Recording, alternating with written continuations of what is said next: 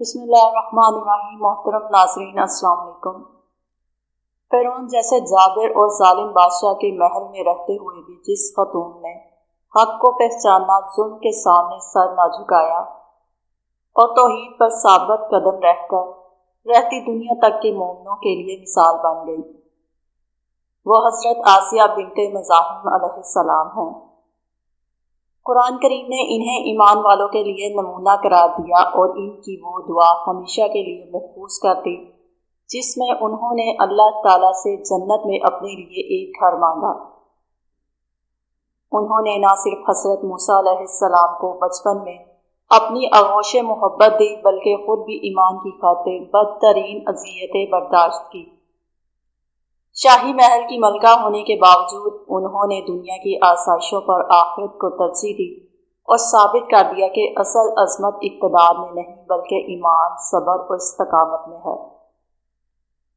سورہ تحریم کی آیت نمبر 11 میں حضرت آسیہ کا ذکر ان الفاظ میں آتا ہے، اور اللہ نے ایمان والوں کے لیے فرعون کی بیوی کی مثال بیان فرمائی جب اس نے دعا کی، اے میرے پروردگار، میرے لیے اپنے پاس جنت میں ایک گھر بنا دے اور مجھے فرعون اور اس کے برے اعمال سے نجات عطا فرما اور مجھے ظالم قوم سے بھی نجات دے۔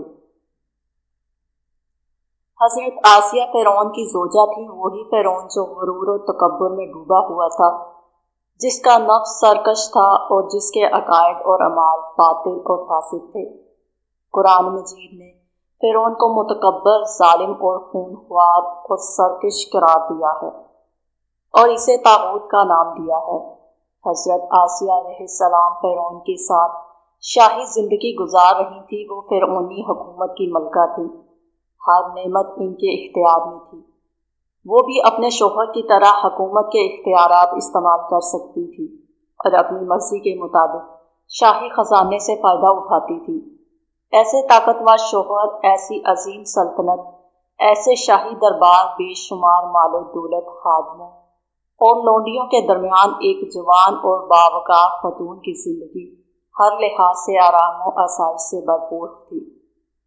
لیکن اسی ماحول میں حضرت موسیٰ علیہ السلام کی دعوت حق ان تک پہنچی۔ انہوں نے اپنے شوہر کے باطل طریقوں اور غلط عقائد کو پہچان لیا، چنانچہ حق کا نور ان کے دل میں روشن ہو گیا۔ اگرچہ وہ جانتی تھی کہ ایمان قبول کرنے کی صورت میں ان کی تمام نعمتیں، شان و شوکت، مرتبہ اور اقتدار چھین سکتا ہے، بلکہ جان بھی جا سکتی ہے، مگر اس کے باوجود انہوں نے حق کو قبول کیا۔ وہ اللہ تعالیٰ پر ایمان لے آئیں، اپنے گزشتہ گناہوں سے سچی توبہ کی اور نیک اعمال کے ذریعے اپنی آخرت سنوارنے کی فکر میں لگ گئی۔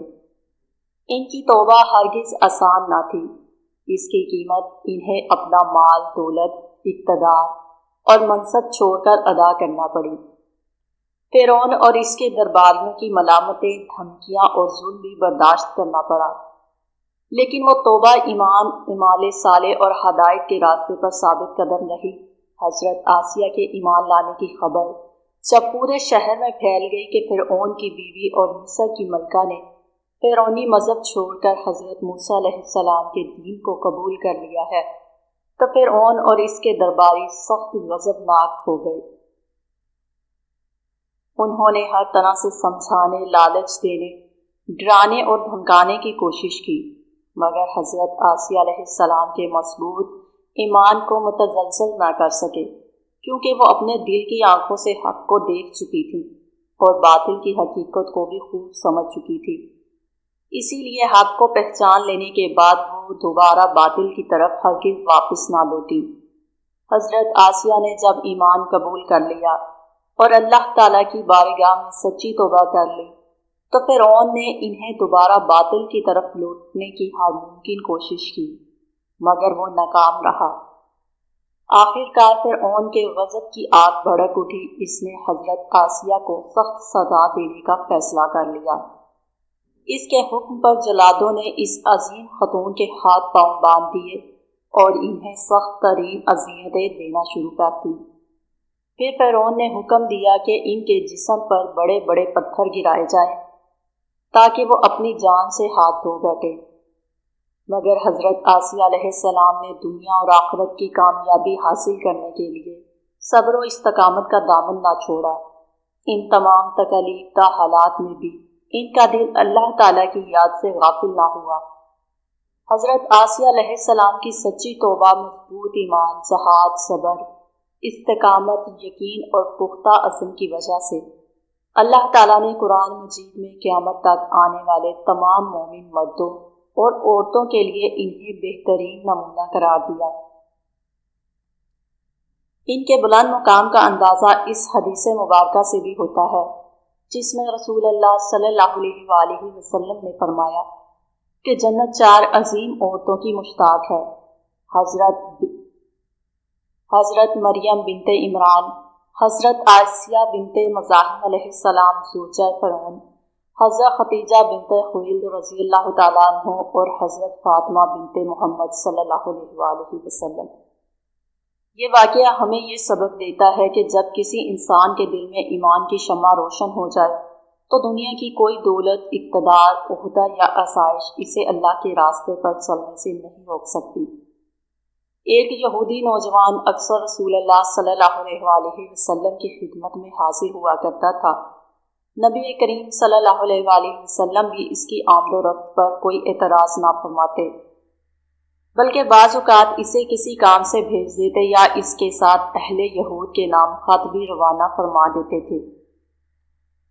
ایک مرتبہ وہ کئی دن تک نظر نہ آیا۔ رسول اللہ صلی اللہ علیہ وآلہ وسلم نے اس کے بارے میں دریافت فرمایا تو ایک صحابی نے عرض کیا: یا رسول اللہ صلی اللہ علیہ وآلہ وسلم، میں نے اسے شدید بیماری کی حالت میں دیکھا ہے، غالباً اس کی زندگی کے آخری دن ہیں۔ یہ سن کر رسول اللہ صلی اللہ علیہ وآلہ وسلم چند صحابہ کرام کے ساتھ اس کی عیادت کے لیے تشریف لے گئے۔ جب رسول اللہ صلی اللہ علیہ وآلہ وسلم اس نوجوان کی عیادت کے لیے تشریف لے گئے تو وہ بیماری کی شدت کی وجہ سے گفتگو کرنے کے قابل نہ تھا، لیکن جیسے ہی اس نے نبی کریم صلی اللہ علیہ وآلہ وسلم کو دیکھا، اس میں کچھ ہمت پیدا ہوئی۔ رسول اکرم صلی اللہ علیہ وآلہ وسلم نے محبت بھرے انداز میں اسے مخاطب فرمایا۔ نوجوان نے آنکھیں کھولی اور عرض کیا: لبیک یا ابوالقاسم۔ آپ صلی اللہ علیہ وآلہ وسلم نے فرمایا: کہو اشہد ان لا الہ الا اللہ و اشہد ان محمدًا رسول اللہ۔ نوجوان نے اپنے والد کی طرف دیکھا جو قریب ہی موجود تھا۔ باپ کی ناراض نگاہیں دیکھ کر وہ خاموش ہو گیا اور کچھ نہ کہہ سکا۔ رسول اللہ صلی اللہ علیہ وآلہ وسلم نے دوسری مرتبہ اسے کلمہ شہادت پڑھنے کی دعوت دی، لیکن اس مرتبہ بھی وہ اپنے والد کے خوف کی وجہ سے خاموش رہا۔ پھر نبی کریم صلی اللہ علیہ وآلہ وسلم نے تیسری مرتبہ نہایت شفقت کے ساتھ فرمایا کہ یہودیت چھوڑ کر اسلام قبول کر لو اور کلمہ شہادت پڑھ لو۔ اس مرتبہ بھی نوجوان نے اپنے والد کے چہرے کی طرف دیکھا۔ تب رسول اللہ صلی اللہ علیہ وآلہ وسلم نے فرمایا: اگر تمہارا دل چاہے تو اسلام قبول کر لو، ورنہ تم پر کوئی جبر نہیں۔ یہ سن کر نوجوان نے اپنے والد کی طرف توجہ دیے بغیر اپنی خوشی اور رضا سے کلمہ شہادت پڑھ لیا اور اسلام قبول کر لیا۔ کچھ ہی دیر بعد اس کی روح پرواز کر گئی اور وہ اس دنیا سے رخصت ہو گیا۔ رسول اللہ صلی اللہ علیہ وآلہ وسلم نے اس کے والد سے فرمایا: اس نوجوان کی میت ہمارے حوالے کر دو۔ پھر آپ صلی اللہ علیہ وآلہ وسلم نے صحابہ کرام سے فرمایا: اسے غسل دو، کفن پہناؤ اور میرے پاس لے آؤ تاکہ میں اس کی نماز جنازہ پڑھاؤں۔ اس کے بعد رسول اللہ صلی اللہ علیہ وآلہ وسلم اس یہودی کے گھر سے باہر تشریف لے آئے اور راستے میں اللہ تعالیٰ کا شکر ادا کرتے ہوئے فرماتے جاتے تھے: اے اللہ، تیرا شکر ہے کہ آج تو نے میرے ذریعے ایک نوجوان کو جہنم کی آگ سے نجات عطا فرمائی۔ ایک مرتبہ رسول اللہ صلی اللہ علیہ وآلہ وسلم ایک غزوے کے لیے تشریف لے جا رہے تھے۔ راستے میں آپ صلی اللہ علیہ وآلہ وسلم نے صحابہ کرام سے فرمایا: راستے میں تمہیں ایک ایسا شخص ملے گا جس نے 3 دن سے شیطان کی مخالفت پر کمر باندھ رکھی ہے۔ چنانچہ صحابہ کرام ابھی کچھ ہی دور چلے تھے کہ ایک ویران مقام پر انہیں ایک شخص نظر آیا۔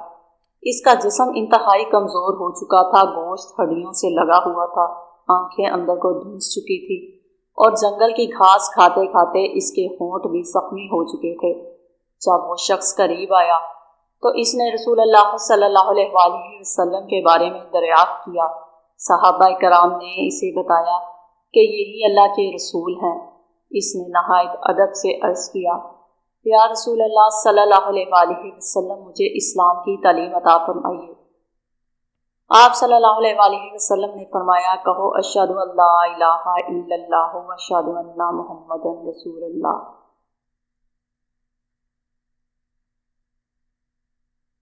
چنانچہ اس نے پورے اخلاص کے ساتھ کلمہ شہادت پڑھ لیا۔ پھر رسول اللہ صلی اللہ علیہ وآلہ وسلم نے فرمایا، 5 وقت کی نماز ادا کرنا، رمضان المبارک کے روزے رکھنا۔ اس نے عرض کیا، میں نے قبول کیا۔ پھر آپ صلی اللہ علیہ وآلہ وسلم نے فرمایا، حج کرنا، زکوٰۃ ادا کرنا اور جنابت کی صورت میں غسل کرنا۔ اس نے پھر عرض کیا، میں نے یہ بھی قبول کیا۔ اس کے بعد رسول اللہ صلی اللہ علیہ وآلہ وسلم اپنا سفر جاری رکھتے ہوئے آگے روانہ ہو گئے۔ وہ نیا مسلمان بھی اپنے اونٹ پر سوار ہو کر لشکر کے ساتھ چلنے لگا، مگر کچھ دیر بعد اس کا اونٹ پیچھے رہ گیا۔ جب رسول اللہ صلی اللہ علیہ وآلہ وسلم نے محسوس فرمایا کہ وہ شخص نظر نہیں آ رہا تو آپ صلی اللہ علیہ وآلہ وسلم رک گئے اور صحابہ کرام کو اس کی تلاش کے لیے بھیجا۔ صحابہ کرام نے لشکر کے آخری حصے میں جا کر دیکھا، اس کے اونٹ کا پاؤں جنگلی چوہے کے بل میں پھنس گیا تھا، جس کی وجہ سے اونٹ گر پڑا، اور اس حادثے میں اونٹ اور اس کا سوار دونوں وفات پا چکے تھے۔ یہ خبر رسول اللہ صلی اللہ علیہ وآلہ وسلم تک پہنچی تو آپ صلی اللہ علیہ وآلہ وسلم نے فوراً حکم فرمایا کہ ایک خیمہ نصب کیا جائے اور اس شخص کو غسل دیا جائے۔ غسل کے بعد رسول اللہ صلی اللہ علیہ وآلہ وسلم خود خیمے میں تشریف لے گئے، اسے اپنے دستے مبارک سے کفن پہنایا۔ پھر جب خیمے سے باہر تشریف لائے تو آپ صلی اللہ علیہ وآلہ وسلم کی پیشانی مبارک سے پسینہ ٹپک رہا تھا۔ اس موقع پر آپ صلی اللہ علیہ وآلہ وسلم نے صحابہ کرام سے فرمایا، یہ دیہاتی شخص بھوکا اس دنیا سے گیا ہے، لیکن ایمان لانے کے بعد اس نے کسی پر ظلم نہیں کیا، نہ اپنے آپ کو گناہوں میں آلودہ کیا۔ پھر آپ صلی اللہ علیہ وآلہ وسلم نے فرمایا، جنت کی حوریں بہشتی پھل لے کر اس کے استقبال کے لیے آئی ہیں۔ ان میں سے ہر ایک یہی کہہ رہی ہے کہ یا رسول اللہ صلی اللہ علیہ وآلہ وسلم، مجھے اس کی زوجہ بنا دیجیے۔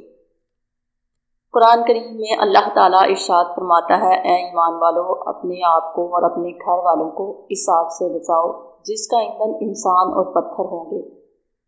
ایک نیک اور صالح شخص کو دیکھا گیا کہ وہ بہت زیادہ رو رہا تھا۔ لوگوں نے اس سے پوچھا، آپ اس قدر کیوں روتے ہیں؟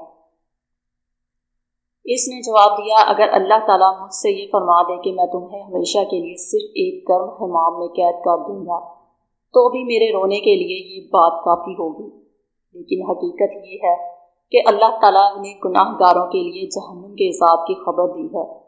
پھر وہ کہنے لگا، وہ جہنم جس کی آگ کو 1000 سال تک بھڑکایا گیا یہاں تک کہ وہ سرخ ہو گئی، پھر 1000 سال مزید جلایا گیا یہاں تک کہ وہ سفید ہو گئی، اس کے بعد 1000 سال اور بھڑکایا گیا یہاں تک کہ وہ سیاہ ہو گئی، پھر میں اس عذاب کو کیسے برداشت کر سکوں گا؟ اس نے مزید کہا، اس عذاب سے نجات کی امید صرف اللہ تعالیٰ کی بارگاہ میں سچی توبہ، استغفار اور اخلاص کے ساتھ رجوع کرنے میں ہے۔ حضرت علی کرم اللہ وجہہ فرماتے ہیں، سچ بولو تاکہ نجات پاؤ۔ ابو عمر جزاجی رحمۃ اللہ علیہ ایک نیک اور صالح بزرگ تھے۔ وہ بیان کرتے ہیں، میری والدہ کا انتقال ہو گیا، ان کی میراث میں مجھے ایک مکان ملا، میں نے وہ مکان فروخت کیا اور حج کے ارادے سے روانہ ہو گیا۔ وہ فرماتے ہیں، جب میں سرزمین نینوا پہنچا تو ایک چور میرے سامنے آ گیا اور اس نے پوچھا، تمہارے پاس کیا ہے؟ میرے دل میں خیال آیا کہ سچ بولنا اللہ تعالیٰ کو پسند ہے اور اسی کا حکم دیا گیا ہے، لہٰذا اس چور سے بھی سچی بات ہی کہنی چاہیے۔ میں نے کہا، میری تھیلی میں 500 دینار ہے۔ یہ سن کر چور نے کہا، اپنی تھیلی مجھے دے دو۔ میں نے فوراً تھیلی اس کے حوالے کر دی۔ اس نے تھیلی کھولی، تمام دینار گنے، پھر حیرت انگیز طور پر وہ تھیلی واپس میرے ہاتھ میں دے دی۔ میں نے تعجب سے پوچھا، تم نے ایسا کیوں کیا؟ چور نے جواب دیا، میں نے تو تمہارا مال لوٹنا چاہتا تھا۔ لیکن تم نے اپنی سچائی سے مجھے ہی لوٹ لیا۔ اس کے چہرے پر ندامت اور شرمندگی کے احساس نمایاں تھے۔ محسوس ہوتا تھا کہ وہ اپنے گزشتہ گناہوں سے سچی توبہ کر چکا ہے۔ چور کے چہرے پر ندامت اور پشیمانی کے احساس نمایاں تھے۔ ایسا محسوس ہوتا تھا کہ اس نے اپنے گزشتہ گناہوں سے توبہ کر لی ہو۔ وہ اپنی سواری سے نیچے اترا اور مجھ سے کہنے لگا، آپ میری سواری پر سوار ہو جائیں۔ میں نے کہا، مجھے اس کی ضرورت نہیں، لیکن اس نے بہت اصرار کیا۔ چنانچہ میں اس کی سواری پر بیٹھ گیا اور وہ خود پیدل میرے ساتھ چلنے لگا۔ جب ہم میقات پہنچے تو ہم دونوں نے احرام باندھا اور مسجد حرام کی طرف روانہ ہو گئے۔ اس نے حج کے تمام مناسک میرے ساتھ ادا کیے۔ حج مکمل ہونے کے کچھ عرصے بعد وہ اسی سرزمین پر اس دنیا سے رخصت ہو گیا۔ ایک اللہ والے کے زمانے میں ایک شخص رہتا تھا جو اپنی پوری زندگی گناہوں، بےہودگی اور دنیا کی خواہشات میں گزار چکا تھا۔ اس نے آخرت کے لیے کوئی خاص نیکی جمع نہیں کی تھی۔ نیک لوگ اس سے دور رہتے تھے اور وہ بھی اہل خیر کی صحبت سے محروم تھا۔ جب بڑھاپا آیا تو اس نے پوری زندگی پر غور کیا، اپنے اعمال کا جائزہ لیا تو اسے ہر طرف محرومی ہی محرومی دکھائی دی۔ اسے محسوس ہوا کہ اس کے اعمال کے باغ میں کوئی پھول نہیں، اس کی زندگی کے گلستان میں کوئی خوشبو نہیں، اور آخرت کے لیے اس کے پاس کوئی سرمایہ نہیں۔ یہ سوچ کر اس نے ایک ٹھنڈی آہ بھری۔ اس کی آنکھوں سے آنسو جاری ہو گئے اور وہ اللہ تعالیٰ کی بارگاہ میں گر گڑا کر عرض کرنے لگا، اے میرے رب، اے دنیا و آخرت کے مالک، اس بندے پر رحم فرما جس کے پاس نہ دنیا کا سرمایہ ہے اور نہ آخرت کا۔ اسی سچی توبہ اور عاجزی کے ساتھ وہ اس دنیا سے رخصت ہو گیا۔ اس کے انتقال کے بعد شہر کے لوگوں نے، جو اس کی سابقہ زندگی سے واقف تھے، خوشی منائی اور اسے شہر سے باہر ایک ویران جگہ پر دفن کر دیا۔ اسی رات اللہ تعالیٰ کے ایک نیک بندے نے خواب میں دیکھا کہ اسے حکم دیا جا رہا ہے، جاؤ اس شخص کو غسل دو، کفن پہناؤ اور متقی لوگوں کے قبرستان میں دفن کرو۔ اس بزرگ نے عرض کیا، اے میرے پروردگار، یہ تو ایک مشہور گناہ گار اور بدکار شخص تھا۔ آخر ایسی کون سی بات تھی جس کی وجہ سے وہ تیرے نزدیک محبوب بن گیا اور تیری رحمت اور مغفرت کا مستحق ٹھہرا؟ اللہ تعالیٰ کی طرف سے جواب ملا، جب اس بندے نے اپنے آپ کو بے بس، محتاج اور محروم پایا تو وہ سچے دل سے ہماری بارگاہ میں رویا، گر گڑایا اور توبہ کی۔ ہم نے اسے اپنی رحمت کی آغوش میں جگہ دے دی۔ پھر ارشاد باری تعالیٰ ہوا، کون سا ایسا غم زدہ ہے جس کے غم کو ہم نے علاج نہ کیا ہو؟ کون سا ایسا حاجت مند ہے جس نے ہماری بارگاہ میں دعا کی ہو اور ہم نے اس کی حاجت پوری نہ کی ہو؟ اور کون سا بیمار ہے جس نے ہماری بارگاہ میں عاجزی کے ساتھ فریاد کی ہو اور ہم نے اسے شفا نہ دی ہو؟ یہ واقعہ ہمیں یہ سبق دیتا ہے کہ اللہ تعالیٰ کی رحمت بہت وسیع ہے، انسان خواہ کتنے ہی گناہوں میں مبتلا کیوں نہ رہا۔ اگر وہ سچے دل سے توبہ کرے، اپنے رب کی طرف رجوع کرے اور آئندہ نیکی کی زندگی گزارنے کا پختہ ارادہ کر لے تو اللہ تعالیٰ اس کی توبہ قبول فرما لیتا ہے۔ اسی طرح حضرت آسیہ کی زندگی بھی ہمیں یہ پیغام دیتی ہے کہ ایمان کی حفاظت کے لیے دنیا کی ہر نعمت اور ہر منصب، ہر آزمائش کو برداشت کیا جا سکتا ہے۔ اصل کامیابی اللہ تعالیٰ کی رضا، صبر، استقامت اور آخرت کی کامیابی میں ہے، نہ کہ دنیا کی عارضی شان و شوکت میں۔ اللہ تعالیٰ ہمیں حضرت آسیہ جیسے مضبوط ایمان، سچی توبہ، صبر، استقامت اور حق پر ڈٹے رہنے کی توفیق عطا فرمائے اور ہمیں دنیا اور آخرت میں اپنی رحمت اور مغفرت سے نوازے۔ آمین یا رب العالمین۔ اگر آپ کو آج کی ویڈیو پسند آئی ہو تو اسے ضرور لائک کریں، اپنے دوستوں اور عزیزوں کے ساتھ شیئر کریں، اور اگر آپ ہمارے چینل پر نئے ہیں تو مزید ایمان افروز اسلامی واقعات دیکھنے کے لیے چینل کو سبسکرائب کر کے بیل آئیکن ضرور دبا دیں۔ انشاءاللہ تعالیٰ اگلی ویڈیو میں ایک اور ایمان افروز اسلامی واقعے کے ساتھ آپ کی خدمت میں حاضر ہوں گے۔ تب تک کے لیے اجازت دیجیے۔ السلام علیکم ورحمۃ اللہ وبرکاتہ۔